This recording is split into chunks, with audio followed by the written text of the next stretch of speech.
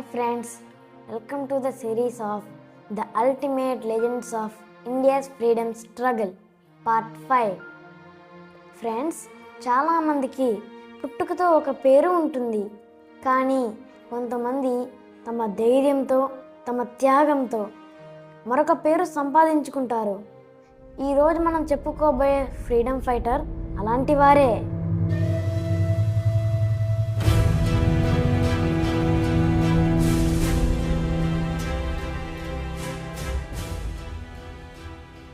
స్వేచ్ఛ కోసం పోరాడే వీరుడు మరణించవచ్చు, కానీ అతని ఆత్మను, అతని ఆదర్శాలను ఎవరూ బంధించలేరు.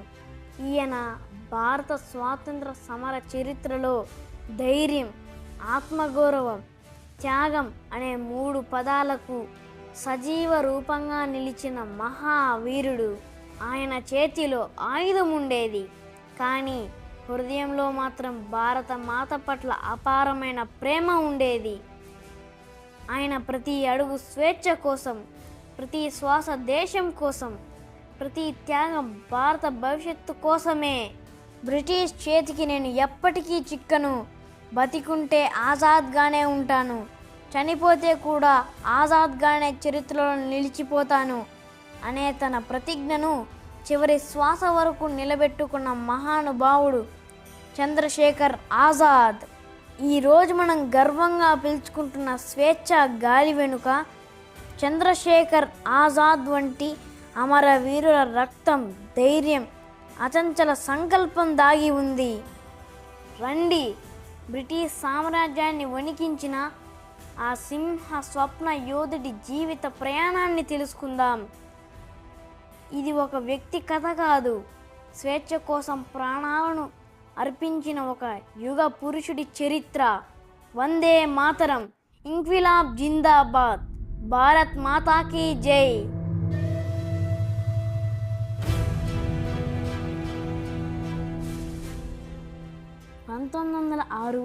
జూలై 23న మధ్యప్రదేశ్లోని బాబ్రా గ్రామంలో ఒక బాలుడు జన్మించాడు. ఆయన తల్లిదండ్రులు సీతారాం తివారీ మరియు జాగ్రణి దేవి. ఆ బాలుడికి పెట్టిన పేరు చంద్రశేఖర్ తివారీ. 1921 దేశమంతా సహాయ నిరాకరణ ఉద్యమం ఉధృతంగా సాగుతోంది. మహాత్మా గాంధీ పిలుపుతో వేలాది మంది యువకులు ఉద్యమంలో పాల్గొంటున్నారు. ఆ సమయంలో చంద్రశేఖర్ వయసు కేవలం 15 సంవత్సరాలు మాత్రమే. వయస్సు చిన్నదే, కానీ దేశభక్తి మాత్రం అపారంగా ఉంది. ఒక నిరసన కార్యక్రమంలో పాల్గొన్నందుకు బ్రిటిష్ పోలీసులు చంద్రశేఖర్ను అరెస్టు చేశారు. ఆయనను కోర్టులో హాజరుపరిచారు. న్యాయమూర్తి ప్రశ్నించాడు, నీ పేరేమిటి? ఆ క్షణం చరిత్రను మార్చిన సమాధానం వచ్చింది. చంద్రశేఖర్ ధైర్యంగా నిలబడి అన్నాడు, నా పేరు ఆజాద్. ఆజాద్ అంటే స్వేచ్ఛ. న్యాయమూర్తి మళ్ళీ అడిగాడు, నీ తండ్రి పేరేమిటి? ఆయన సమాధానం, స్వాతంత్ర్యం. నీ ఇల్లు ఎక్కడ? జైలు. ఆ కోర్టు గది ఒక్కసారిగా నిశ్శబ్దమైంది. ఆ ధైర్యానికి కోపగించిన బ్రిటిష్ అధికారులు ఆయనకు 15 కొరడా దెబ్బలు శిక్ష విధించారు. ప్రతి దెబ్బ పడినప్పుడు ఆయన నొప్పితో అరవలేదు, బదులుగా వందే మాతరం, భారత్ మాతాకి జై అని గట్టిగా అరిచాడు. ప్రజలు ఆశ్చర్యంతో చూశారు. ఆ రోజు నుంచి చంద్రశేఖర్ తివారీ అనే పేరు క్రమంగా కనుమరుగైంది. దేశం మొత్తం ఆయనను చంద్రశేఖర్ ఆజాద్ అనే పేరుతో పిలవడం ప్రారంభించింది. ఆయన కూడా ఒక ప్రమాణం చేశాడు, బ్రిటిష్ చేతికి నేను సజీవంగా చిక్కను.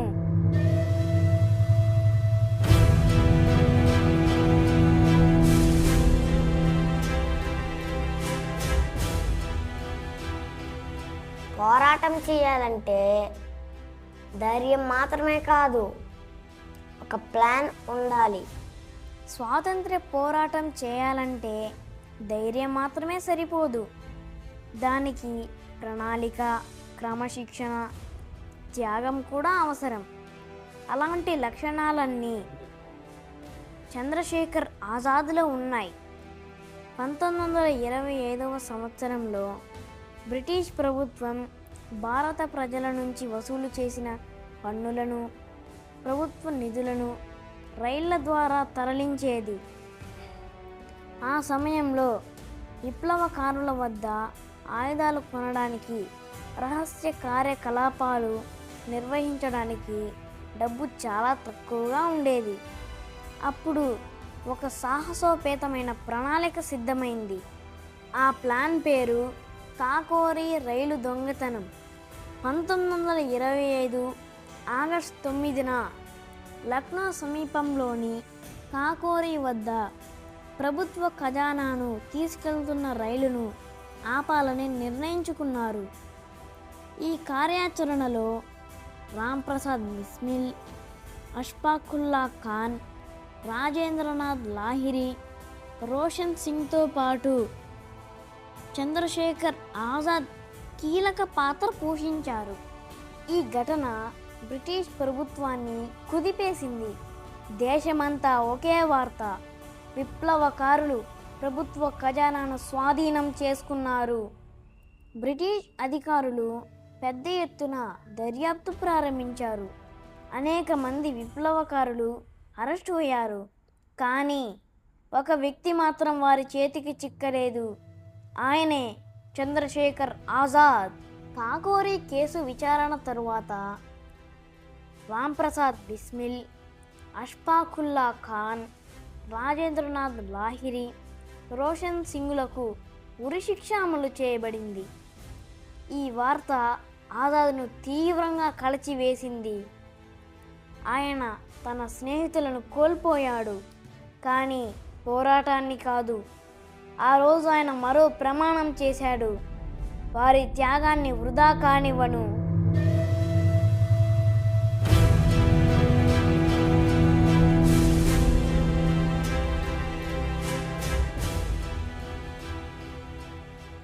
పంతొమ్మిది వందల 28వ సంవత్సరంలో లాలా లజపతి రాయ్ మరణం దేశాన్ని కుదిపేసింది.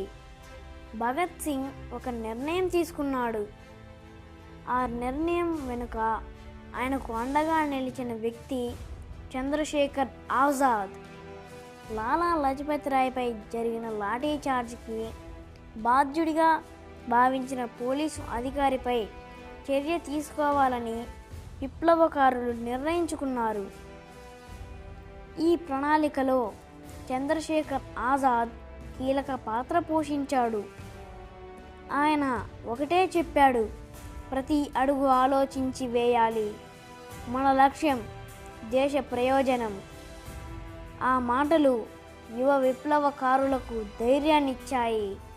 1928 డిసెంబర్ 17న లాహోర్ చర్య పూర్తయ్యాక బ్రిటిష్ పోలీసులు నగరమంతా గాలింపు ప్రారంభించారు. వారి లక్ష్యం ఒకటే: భగత్ సింగ్ మరియు ఆయన సహచరులను పట్టుకోవడం. కొన్ని రోజుల తరువాత భగత్ సింగ్ తన వేషం మార్చుకొని లాహోర్ను విడిచిపెట్టాడు. ఈ తప్పించుకునే ప్రణాళిక విజయవంతం కావడంలో చంద్రశేఖర్ ఆజాద్ ముఖ్యమైన పాత్ర పోషించాడు. ఆ రోజుల్లో ఆజాద్ ఎప్పుడూ ఒకే చోట ఎక్కువసేపు ఉండేవాడు కాదు. ఈరోజు ఒక గ్రామం, రేపు మరో నగరం, మరుసటి రోజు అడవిలోని ఆశ్రయం. బ్రిటిష్ పోలీసులు ఎంత వెతికినా ఆయన జాడ కనిపించేది కాదు. అందుకే వారు ఆయనను పట్టుకోవడం అత్యంత కష్టమైన పని అయ్యేది.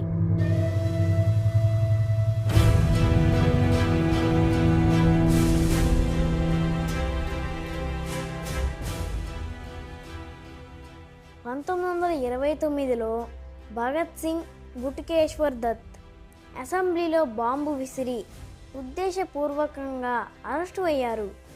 ఆ తరువాత విప్లవ సంస్థ బాధ్యతలు మరింతగా చంద్రశేఖర్ ఆజాద్ భుజాలపై పడ్డాయి.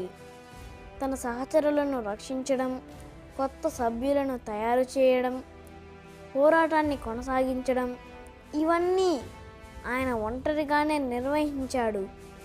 బ్రిటిష్ ప్రభుత్వం ఇప్పుడు ఒక ప్రత్యేక ఆదేశం జారీ చేసింది. చంద్రశేఖర్ ఆజాద్ను ఎలాగైనా పట్టుకోవాలి. ఆయన సమాచారాన్ని అందించిన వారికి బహుమతి ప్రకటించారు. రహస్య గూఢాచారులు ఆయన వెంటపడ్డారు. కానీ ఆజాద్ మాత్రం తన ప్రమాణాన్ని ఎప్పుడూ మర్చిపోలేదు. సజీవంగా పట్టుబడను. ఫ్రెండ్స్, ఒక వీరుడి జీవితంలో చివరి రోజు కూడా చరిత్రలో ఒక గొప్ప అధ్యాయంగా నిలుస్తుంది. చంద్రశేఖర్ ఆజాద్ జీవితంలో అలాంటి రోజు 1931 ఫిబ్రవరి 27న అలహాబాద్లోని ఆల్ఫ్రెడ్ పార్క్లో. ఆ ఉదయం ఆజాద్ తన సహచరుడిని కలవడానికి అక్కడికి వచ్చాడు. వారిద్దరూ స్వాతంత్ర్య ఉద్యమం గురించి చర్చిస్తున్నారు. కానీ వారికి తెలియకుండా ప్రమాదం చాలా దగ్గరికి వచ్చేసింది. పోలీసులు దగ్గర పడుతున్నారని గమనించిన ఆజాద్ ఒక్క క్షణం కూడా భయపడలేదు. ముందుగా తనతో ఉన్న స్నేహితుడితో ఇలా అన్నాడు, "నువ్వు వెంటనే ఇక్కడ నుండి వెళ్ళిపో. ఉద్యమం కొనసాగాలి." ఆ సహచరుడు సురక్షితంగా తప్పించుకునే వరకు ఆజాద్ ఒక్కడే పోలీసులను ఎదుర్కొన్నాడు. ఆ తరువాత తుపాకీ శబ్దాలు మారుమోగాయి. ఒకవైపు అనేక మంది సాయుధ పోలీసులు, మరోవైపు ఒక్కడే చంద్రశేఖర్ ఆజాద్ చెట్టు వెనుక ఆశ్రయం తీసుకుంటూ అత్యంత ధైర్యంగా ఎదురు కాల్పులు జరిపాడు. ప్రతి బుల్లెట్ను ఎంతో జాగ్రత్తగా వినియోగించాడు. ఎంతో టైం గడుస్తుంది. పోలీసులు ముందుకు రావట్లేదు. ఎందుకంటే ఆజాద్ గురి తప్పదు కాబట్టి. ఆజాద్ గురి అసాధారణంగా ఖచ్చితంగా ఉండేది. ఒక్కడే ఒక దళాన్ని నిర్వహించాడు. కానీ కాల్పులు కొనసాగుతుండగా ఆజాద్ కూడా గాయపడ్డాడు. రక్తం కారుతుంది. శరీరం బలహీనపడుతుంది. అయినా ఆయన వెనక్కి తగ్గలేదు. ఆయన మనసులో ఒక్క మాట మాత్రం మారుమోగుతోంది, "నేను సజీవంగా పట్టుబడను." చివరికి ఆయన వద్ద మిగిలింది ఒక్క బుల్లెట్ మాత్రమే. చుట్టూ పోలీసులు. తప్పించుకునే మార్గం లేదు. లొంగిపోవడానికి అవకాశం ఉంది. కానీ అది చంద్రశేఖర్ ఆజాద్ స్వభావం కాదు. బ్రిటిష్ చేతికి సజీవంగా చిక్కకూడదనే తన ప్రమాణాన్ని నిలబెట్టుకోవడానికి చంద్రశేఖర్ ఆజాద్ తన వద్ద మిగిలిన చివరి బుల్లెట్తో తననే కాల్చుకున్నాడు.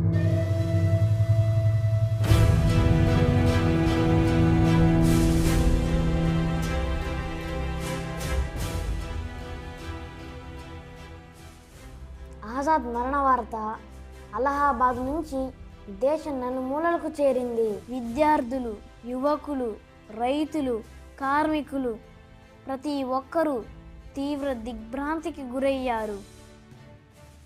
ఆజాద్ లేరు అనే వార్త వినగానే వేలాది మంది కన్నీళ్లు పెట్టుకున్నారు. ఆజాద్ మరణించిన తరువాత భారత యువతలో ఒక కొత్త నమ్మకం పెరిగింది. స్వాతంత్ర్యం కోసం ప్రాణాలైనా అర్పించాలి. అయితే ఆయన జీవితం మనకు కేవలం త్యాగాన్ని మాత్రమే కాదు, క్రమశిక్షణ, నాయకత్వం, బాధ్యతను కూడా నేర్పుతుంది. ఫ్రెండ్స్, చంద్రశేఖర్ ఆజాద్ దగ్గర పెద్ద సైన్యం లేదు, పెద్ద పదవి లేదు, అపారమైన సంపద లేదు. కానీ ఆయనకు ఉన్నది ఒక అమూల్యమైన సంపద, దేశంపై అపారమైన ప్రేమ. అదే ఆయనను అమరుడిగా చేసింది. కేవలం 24 సంవత్సరాల జీవితమే, కానీ ఆ జీవితంలో చూపిన ధైర్యం, నాయకత్వం, త్యాగం ఈరోజు కూడా భారత యువతకు మార్గదర్శకంగా నిలిచాయి. ఆజాద్ మరణం తరువాత భారతదేశంలో స్వాతంత్ర్య ఉద్యమం ఆగిపోలేదు, అది మరింత వేగమందుకుంది. ఆయన ధైర్యం భగత్ సింగ్ వంటి యువ విప్లవకారులకు బలాన్ని ఇచ్చింది. ఆయన త్యాగం లక్షలాది యువ హృదయాల్లో స్వేచ్ఛపై నమ్మకాన్ని పెంచింది. చంద్రశేఖర్ ఆజాద్ను చాలామంది కేవలం తుపాకీ పట్టిన విప్లవకారుడిగా మాత్రమే చూస్తారు. కానీ ఆయన ఒక గొప్ప వ్యూహకర్త, క్రమశిక్షణకు ప్రతీక, సహచరుల పట్ల అపారమైన ప్రేమ కలిగిన నాయకుడు. ఆయన నాయకత్వంలో అనేక మంది యువకులు దేశ సేవకు అంకితమయ్యారు.